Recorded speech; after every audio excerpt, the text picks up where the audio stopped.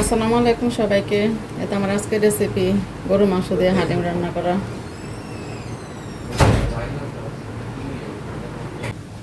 হালিম রান্না করার জন্য এখানে রাঁধুনি মিক্সটা নিয়েছি, আর এটার ভিতরে যে চাল ডালের মিক্সটা থাকে এটাকে আমি ফুটন্ত গরম পানি দিয়ে ভিজিয়ে রেখেছি। এটা আধা ঘন্টা ভিজিয়ে রাখবো। এখন চলে এসেছে চুলায় রান্না করার জন্য। চুলায় একটা প্যান দিয়েছি, এখানে তেল দিয়ে নিব। তেলে দিয়ে দেবো গরম মশলা, এখানে আছে তেজপাতা, দারচিনি, লং আর এলাচ। দিয়ে দিব পেঁয়াজ,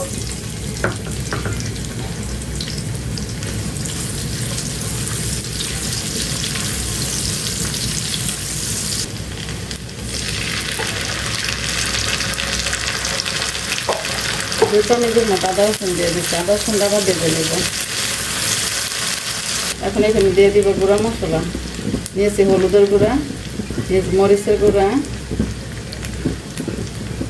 আর লবণ।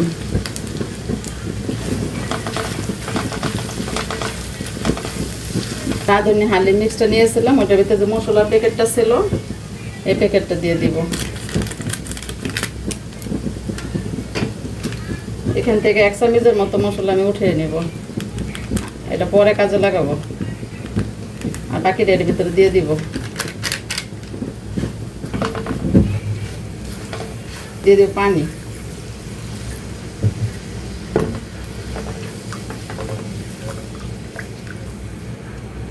মশলাটা কষিয়ে নেব। মশলাটা ভালো করে কষিয়ে নিয়েছি। এখন এখানে দিয়ে দিব গরু মাংস। হালিমটা রান্না করার জন্য আমি গরু মাংস নিয়েছি। এখানে মুরগি দিয়েও রান্না করা যায়।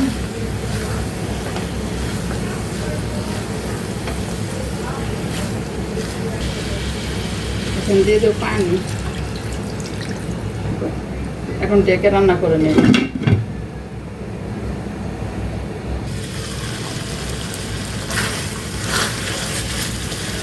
মাংসটা আমার হয়ে গেছে কষানো। এখন চাল ডালের মিক্সটা দিয়ে দিব, যেটা ভিজিয়ে রেখেছিলাম।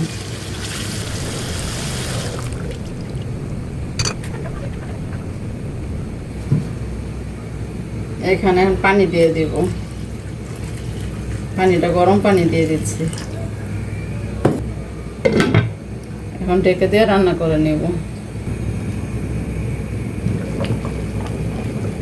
এখন যে মশলাটা আমি রেখে দিয়েছিলাম এটা দিয়ে দিব।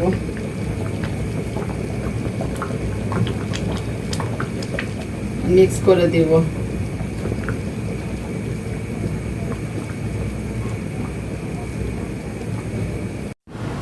তো ফাইনালি হালিমটা রান্না হয়ে গিয়েছে।